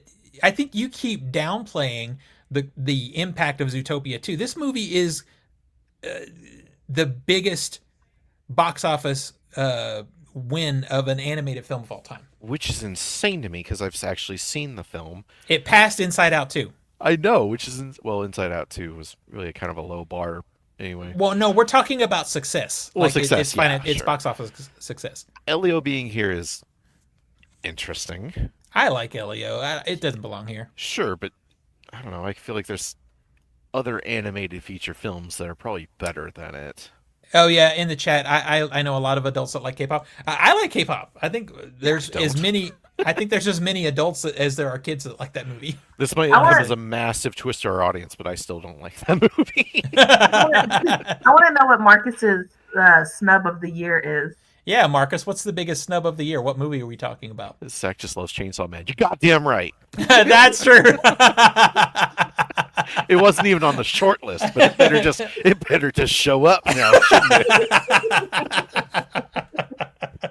I will never forgive you for putting Chainsaw Man above Begonia. And guess what? You still haven't fucking seen it. I'm gonna. Still haven't seen it. I'm about to. I saw the fucking Blu-ray stood up on my entertainment center, so I wouldn't forget that I have it. You don't have the movie, bitch. If you did, I mean, I'd let you borrow it because I'd buy that shit, but I still can't buy it. Oh, Marcus says 100 meters should win this by a mile, but it's a Netflix movie, and they want to push. They won't push it because they have their golden goose in K-pop Demon Hunters. They had 100 meters scheduled for late 2025 to try and compete, but gave up that idea and tried to push it to 2026, but gave up on that anyway. I don't know anything about this movie, but realistically, that does happen with most studios. Yeah. Is the Iron Claw got pushed aside for Past Lives, which didn't really work out for The A24. only exception is Disney. Disney usually has Disney/Pixar will usually have two. But they have all the monies. The other thing too you have to remember is, to get a nomination for these, they have to play in a theater for a certain amount of time. Now, Exactly. it has to be in New York and LA and Netflix has their own theater, so it's possible that Netflix didn't actually qualify it. Yeah, and we had this discussion about K-pop Demon Hunters, and that spurred a lot of research from me because it took forever to find it, but they in fact did put that in the theaters. But it used to be 2 weekends. It's not that anymore. I think it's like 7 or 8 consecutive days is all it takes. Really, it used to be like two weeks. Yeah. It's the number is they reduced the number quite a lot. He says it is eligible. Well, I guess if it didn't make the short list. Yeah. I mean, Chainsaw Man didn't make the shortlist either. I was disappointed about that. Oh, but fucking Demon Slayer does. Okay, whatever. I haven't seen Demon Slayer, so it might have incredible animation, but after that first fucking movie, they can keep their second. It was really bad. Yeah, I agree. All right, moving on. All right. Actress in a supporting role. We have Elle Fanning for Sentimental Value. Inga Ibsdottir Lillas for Sentimental Value. The sisters. Nice. Yeah. Okay. Amy Madigan for Weapons. Let's go. Yeah. Teyana Taylor for One Battle After Another. And Wunmi Mosaku for Sinners. I'm sorry. Man. This is going to be a passion play for me. I'm sorry. There are 3 great choices right there. I mean, I'd say there's 5 great choices here. I mean, they're all really great. They're all really good. They're all really good. Yeah, there's no pity vote. Yeah, there's category. no bad. There's Yeah. not a bad performance here. I know Zach really wants Amy Madigan to win, and I think that would be really cool if she did. Amazing if she won, but it's not going to happen. Yeah. Tiana Taylor says, "Hey, bitch, guess what? I was in the movie for like 10, 15 minutes, and guess what that means?" I mean, it is interesting seeing her performance in that get so much attention. I mean, it is good. Mm-hmm. It's not who I would pick, though. Well, I do. This is an opportunity for Sinners to scoop up an award too. Mm-hmm. I mean, honestly, because I'm sorry, that was a powerhouse performance. Yeah, she's so good. She's fucking good. She really is. It's gonna be interesting. It's one of those things where you kind of just got to read the tea leaves on this one because these are so many good performances. This is gonna be a really good game. I do feel like, I don't know if I'm right about this, but I almost feel like having both of those actors cancels them out. They cancel each other out from sentimental value. Yeah. I've seen it happen. I've seen it happen, man. All right. I mean, Marcus says his vote is Inga, but he is biased towards sentimental value. Yeah, for sure. No, admittedly. Marcus, we couldn't. How could we think that? Well, he even wrote it. All right, next up is actor in a supporting role. We have Benicio del Toro from One Battle After Another. Great. Jacob Elordi from Frankenstein. Delroy Lindo from Sinners. Let's go. Sean Penn from One Battle After Another. I should win. And Stellan Skarsgård for Sentimental Value. Like, damn, 3 of these fucking stacked. Yeah, 3 of these that I've seen, I'm like, yeah, they deserve to be on this list. I haven't seen Frankenstein, and I don't know. I'm not as hyped, I guess, on Jacob Elordi as everybody else in America, it seems. Yeah, everybody seems to love this guy, and I'm like, to me, it's another Glenn Powell situation where it's I don't like when people's faces are too bony. And he has a bony face. I don't really care about what he looks like. I just I don't. I meant every heart sick.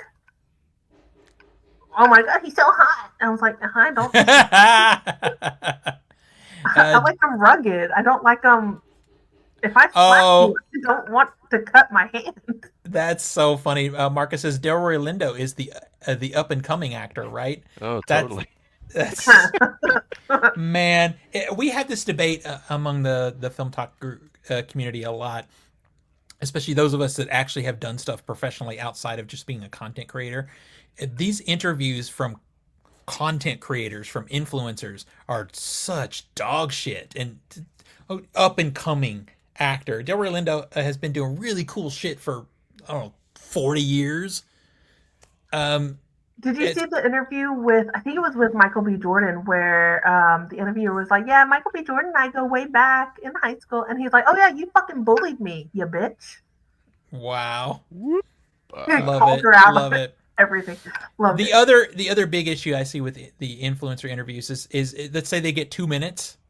They'll spend a minute to minute and a half of that talking about how much they love the person they're interviewing. Yeah. I loved you in this since I was a kid. I blah, blah, blah. And then you've got 30 fucking seconds to ask one question. Yeah. Anyway, that's a whole other topic. But I love that Delroy Lindo feels like he's come out of nowhere. He's so good in the movie. Yeah. Like, I got hyped the minute I didn't know he was in it. When I was watching the movie, I'm like, fucking Delroy Lindo. I love him. Like, he has some really great scenes and stuff in it. Sean Penn's walk cycle needs its own nomination. Yeah. Sean Penn, like, okay, this is how I know.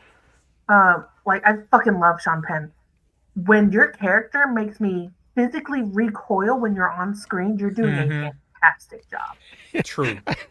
I love that scene where he's getting baited to be pissed off.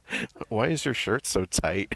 Just absolutely rage baited off the I'm not kidding. I'm not homosexual. What you mean? It's like, but that's so it's so good acting of his character and everything. Like, I want to see a blooper reel from that movie. So yeah, you know, sure. There's some good shit there. Gotta be. Benicio del Toro is just great in that movie as well. Stellan Skarsgård's great. Well, the thing about Benicio del Toro that's not as well known unless you're into behind the scenes shit is he was busy. He came in and just knocked that out like in a day or two. Yeah. And the vast majority and the thing that really stood out to me in the interview that I saw is the vast majority of his character, who he is, was created by him. He's like, can I be this? I want to do this. I want to be this. And it's so impactful in the fucking movie. He's just a beast of an actor. It's weird hearing more and more stories One Battle is like, did they just make it up on the fly? It certainly feels like it in a lot of ways. Although also to hear the interview with Leonardo DiCaprio and the Variety Actors on Actors was talking about how he first heard of the script from him 15 years ago. So it's something that Paul Thomas Anderson has been playing with for a very long time. So it's such a fascinating movie. Yeah. All right. Next up is directing. The nominees are Hamnet, Marty Supreme, One Battle After Another, Sentimental Value, and Sinners. Every movie here, top tier directing. Every single one. Every single one. Yeah, it's like there's not a bad winner in this bunch. I have my thoughts on who I think is going to win, but Paul Thomas Anderson, 10 points. That was easy. I'm sorry, Marcus, but I don't think Sentimental Value has a shot in this category. No, it's a well-directed film, but it does not have the flourish of any of these other movies. Outside of that one, if any of them wins, I would be great. I love Chloe Zhao. I think directing of Hamnet is beautiful. Even though Zach is wrong about the movie. No. I didn't like the movie. That doesn't mean I think it's a giant piece of shit. I don't think it's fucking horrible. Yeah. I went, this is not for me. I did not enjoy it. I am happy for the people that did. Like, I can see it's like a well-made film. Yeah. I have issues with... It's just not your cup of tea. Shakespeare. Yeah. Everything in that bubble, I'm just like, oh, God. Like, I'm not a fan of ballet, but Black Swan made it look fucking awesome. So, again, I went into it like, well, I don't like Shakespeare at all, but maybe, just maybe, this time I'll like, nope, just another fucking movie to add to that list of, nope. Crystal says Zach isn't into emotions or nuance. 100%. Nailed it. Okay. I usually have, like, it's either I feel nothing at all or I'm bawling for 45 minutes. I was going to say, there's no in between. While I do want to agree with her, when Zach and I decided, no in between. When Zach and I decided we would go see Past Lives together, that was such a weird experience. That was the end of a triple feature, and I was like, I'm going to joke to Steven going, well, so it was pretty mid. I think I got, so it was pretty yeah. Just started bawling. And there was a minute where I think we couldn't look at each other because we were both crying at the end of that movie. Yeah. And then when the Oscars were happening, they re-released it. I tried to get Zach to go with me to see it again in the theater, and he's like, no, man. No. I don't know, man. I need more time. I need more time. I'm not ready to be hurt again. I can't say anything about Zach not having emotions because people still give me shit for not even tearing up at Up, and like it doesn't click for me, and I'm surprised that it doesn't like trigger it for me. But yeah, it's like I can watch that opening scene dry eyed. See, I don't know why. What? Now you call me the weird one. You call me the weird one. This is like a red flag. Like I don't know what's wrong. If down the line I hear that Tina murdered Nico, I'm gonna be like, yeah, saw it coming. Saw it coming. Fucking knew it. Like, I mean, I will say people are just bawling during Hamnet, and I'm sitting there like, what was so sad? Like I was, like, yeah, I felt absolutely zero. Maybe the sad if scenes. Up killed off Doug, I'd cry. Oh, the dog! Wow. Okay. That's something. I'm devastated to hear this news. This is. I don't know. I haven't watched it since becoming a mom, so maybe it'll hit harder. But yeah, I don't know if we can still be friends. I mean, I was in high school and just bawling in that theater. Okay. All right, moving on. Actress in a leading role.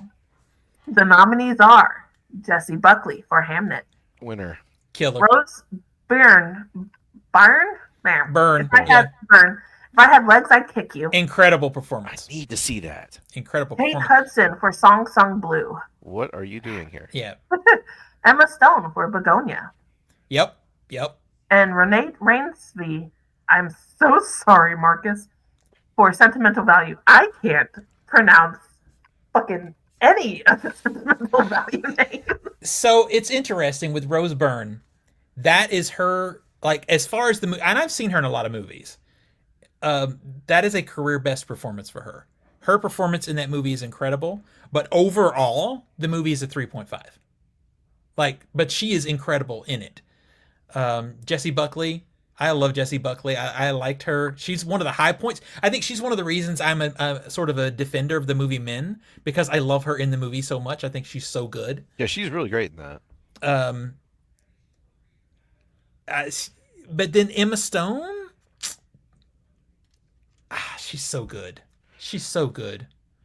See, and like, even though I didn't like Hamnet, there's a couple moments with Jessie Buckley that I won't get into because they're spoilery. But during those spoilery moments, I was like, ooh. Like, you know, I don't know. There's a part where she gets really, really sad, and she's so overcome with grief that she just breathes in and holds it. Yeah. And you hold on that moment. It's like, that's some good shit right there, boys. It is. That's some good shit. Yeah, when you get an actor that can emote without dialogue and just do it with body language, and is strong enough to let the camera just sit on them like that, that's some badass acting. That's some, and she does it. She's incredible. Though I did hate her character in that last, like, fourth, though. Which I think is strong, but which, I mean, if you're going to the theater, maybe shut the fuck up. Yeah. All right. I'm just saying, you're in the front row. This ain't your fucking house, mate. You're quiet. You're with everybody else in the theater. Shut the fuck up. That pissed me off so much. She's like, oh, what's going on? It's like, shut the fuck up. Like, even other people around her are like, shut up. It made me hate her. For real. What's up, Sydney? That's so Marcus funny. says he has Hamnet at a 2.5 out of 5. And Jessie Buckley and the ending are those 2.5 stars. You give Marcus, you son of a bitch, Marcus. You give Hamnet a 2.5. That is a red flag. I thought you were better than this, sir. What did I think I rated it like a 2. But again, I will say, like, it's not for me, man. Yeah, I gave it a one Yeah. and a half. What the fuck? A Yeah, one and a half. I just didn't like it, man. You motherfucker. All right, moving on. Damn it. 4.2 on Letterboxd. It's not for me, man. All right, next up is actor in the leading role. The nominees are Timothy Chalamet for Marty Supreme, Leonardo DiCaprio for One Battle After Another, Yep. Ethan Hawke for Blue Moon, Wagner Moura for The Secret Agent, Michael B. Jordan for Sinners, and I'm writing in fucking the dog from Good Boy, Indy. Oh my god. So this is Tim Chan, right? Yeah. Yep. It's. I feel like it's a battle between him and Michael B. Jordan because I think Michael B. Jordan's performance is incredible. Also, I think the difference is for me, Michael B. Jordan's performance was incredible amongst a really great ensemble that all sort of carried that movie on their shoulders together. But I feel like for me, Marty Supreme all rests on fucking Timothy Chalamet. I was about to say, if he sucked, then it would fall apart. There's other good performances in that movie for sure, but it lived and died by his performance. I haven't seen Marty Supreme, but for me, Michael B. Jordan being able to play two characters who are very similar but also very different. You can tell when he's playing Smoke. You can tell when he's playing Stack. Oh yeah, if anything, you have to remind yourself, oh yeah, this is the same guy. Yeah. To me, that speaks volumes. Yeah. But it's interesting with the Academy voters. Are they going for nuance? Yeah. Because his performance is nuanced. Like you look at his body language, slight changes in the way he speaks. These are the things that he used to create two separate characters. Timothy Chalamet's performance is very overt. So I don't know. It's going to be an interesting battle to see who gets it. Yep. Let's see. Sydney asks, "What is your favorite political thriller movies?" I love some political thriller movies. Funny, I'm trying to think of any. Let's see. Winter Soldier. Not the Winter Soldier, although I think it kind of counts. The Manchurian Candidate, probably. I love that movie. Both versions. I really love the original, but I think the remake is pretty good. Yeah, that's probably where I'd go with that. Let's see. Michael B. Jordan, very good actor. Yes, he is in the chat. Let's see. Marcus is how neither Jason Atwell or Cillian Murphy was in the talks of nominations beyond baffles him. Were they on the level of the ones we have? Can I say Blowout? Is that a political thriller? Kinda. Yeah, kinda. Yeah.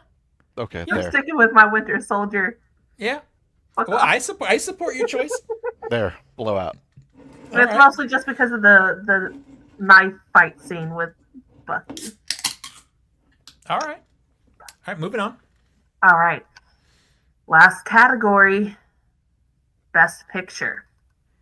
The nominees are Begonia, F1, Frankenstein, Hamnet, Marty Supreme, One Battle After Another, The Secret Agent, Sentimental Value, Train Dreams, and Sinners.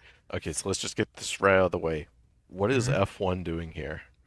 Everybody's asking that, and I agree. Why is F1 nominated? This feels like money or something. It feels like, well, this one was successful at the box office, so I mean, it was, but it wasn't. It's not Avatar like successful. Yeah. I don't get it, unless it literally is just money, because it's not that good. I'm like,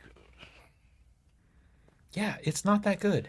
It's the clown showing up to the military school. You're just like, what are you doing here, buddy? Yeah, when I see that, I gotta wonder if somebody like Brad Pitt, who's been doing this for a long time, looks at his movie F1 and says, this is a fun movie and meant for people to have fun with, but this is not an Oscar movie. Yeah, people are saying, well, it's a good movie. I'm like, yeah, but is it Best Picture worthy? Yeah. It's very bland, the movie. It's very basic in its formula. It's very inoffensive, it's very safe, and it has good race scenes. That's it. That's I it. mean,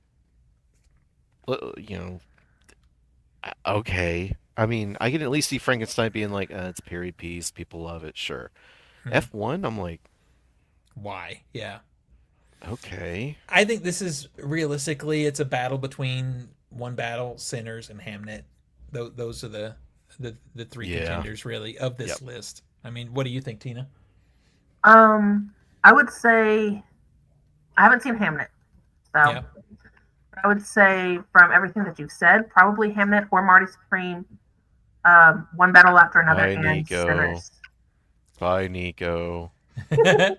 He let Shadow in. She was pawing at the door. It's her cuddle on the bed time.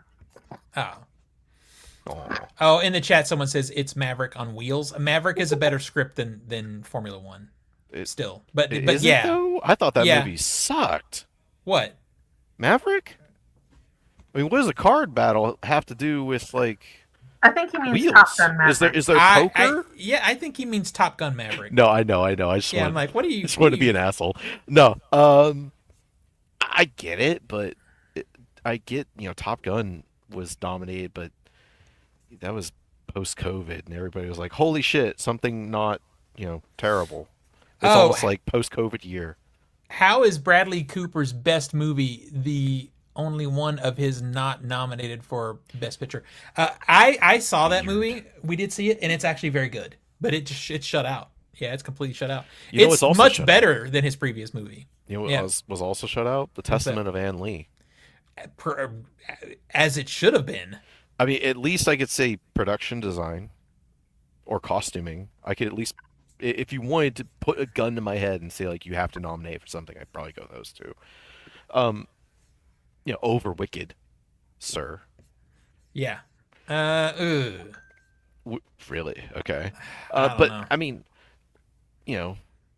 I just can't get over it. I think the rest of the nominations are perfectly fine. I haven't seen Secret Agent, so I can't comment on that one. Secret Agent is catch up on. It's whatever. F1 it's I haven't fine. seen, so I've seen 7 of the 10.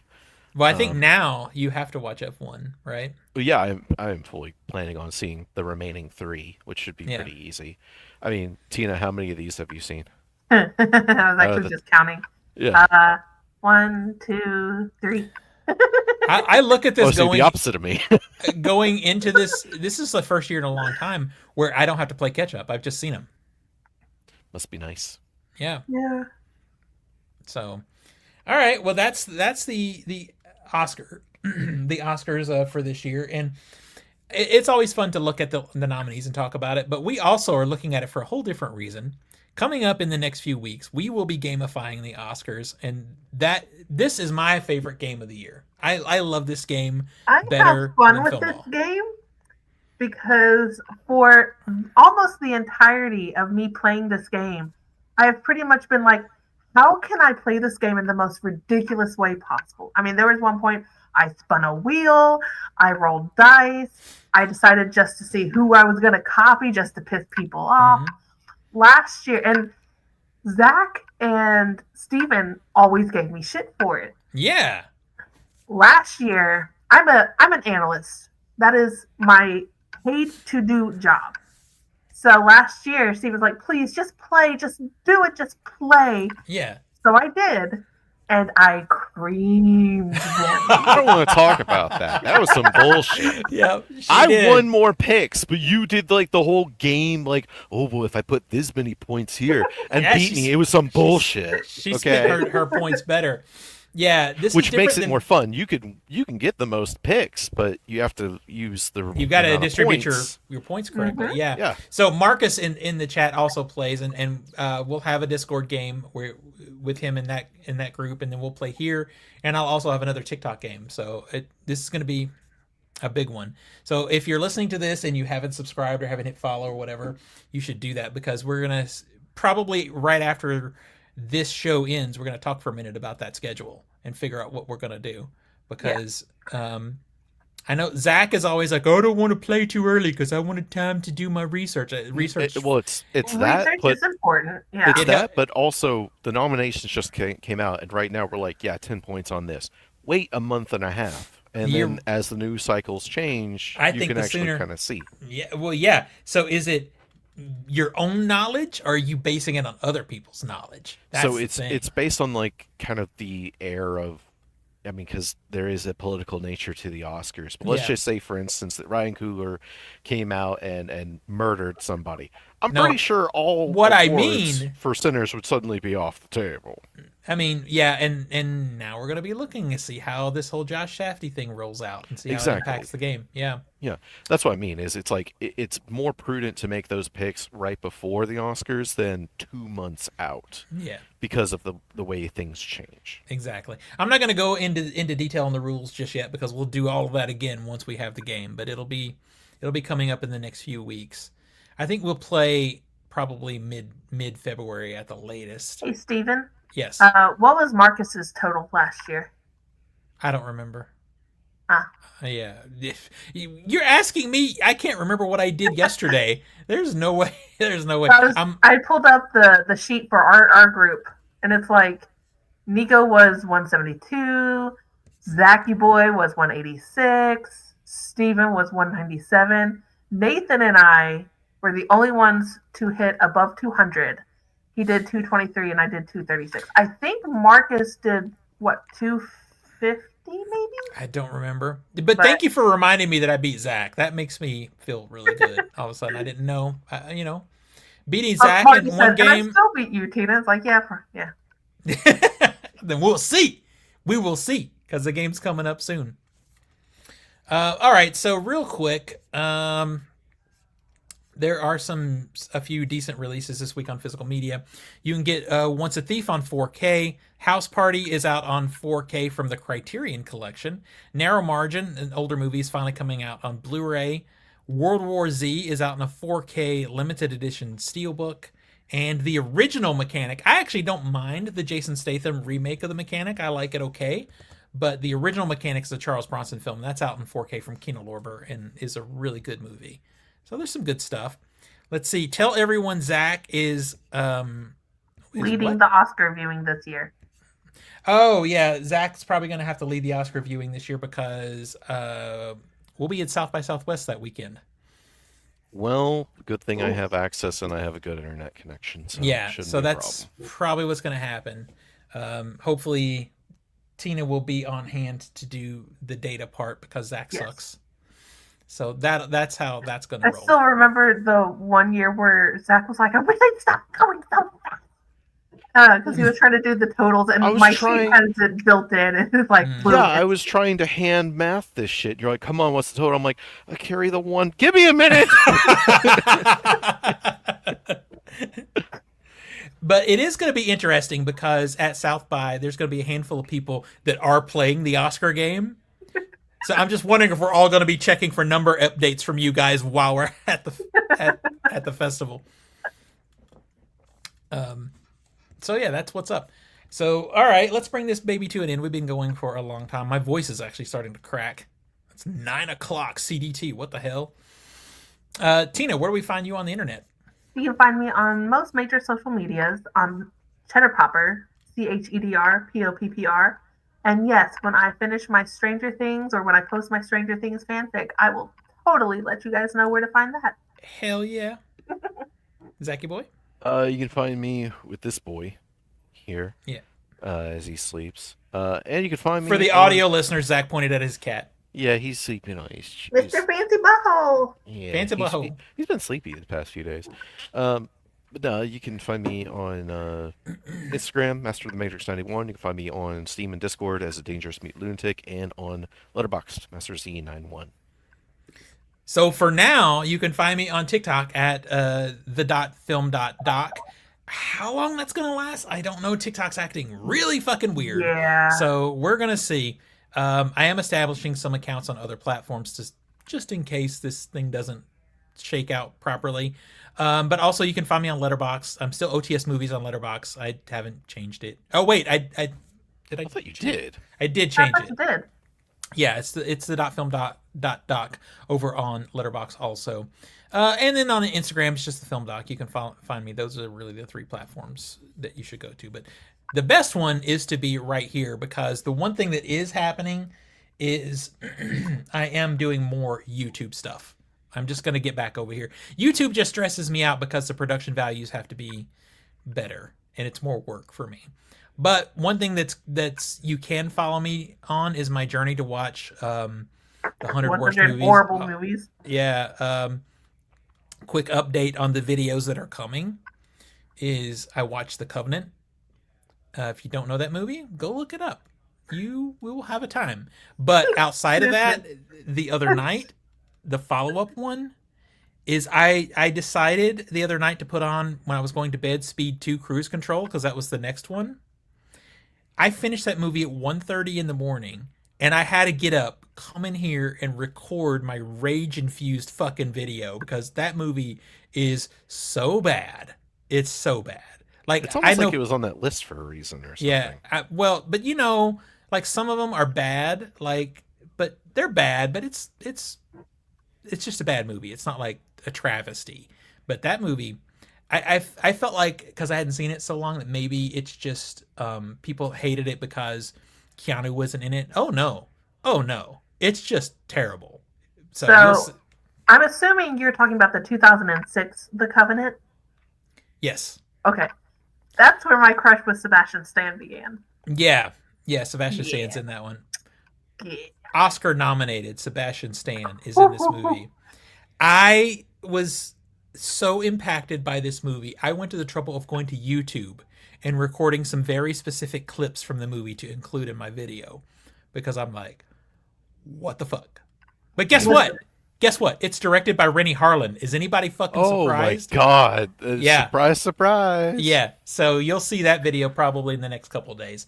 I think, though, on YouTube, if you want to see the individuals, I've been posting the individuals on YouTube also, but I think they're too short. So I think what I'm going to start doing is doing blocks of 5 on YouTube. So you'll get like 5 of them in one video that's like 10 minutes or something like that long, 10 or 15 minutes. I think Marcus had a little bit of... Okay, there he goes. Yeah, I had to make sure he wasn't talking about Guy Ritchie's The Covenant, the war movie. But yeah, that was just last year or the year before. Yeah. That was. That's why I assumed that it was the 2006, because I know the 100 worst movies is an older list. Like, oh no, they keep updating it. Yeah, they keep it's up to like 130 or something like that now. But I refuse to go above 100. 100 is enough. Yeah, it's killing me. It's killing me softly. That's a good movie. Chase Crawford is also in The Covenant. Let's see, and he plays the aquatic abuser in The Boys. Yeah, Crystal gave me that line for my video review. The aquatic. Yeah, so you'll see those coming soon. Anyway, we'll see everybody next week. Bye, everybody.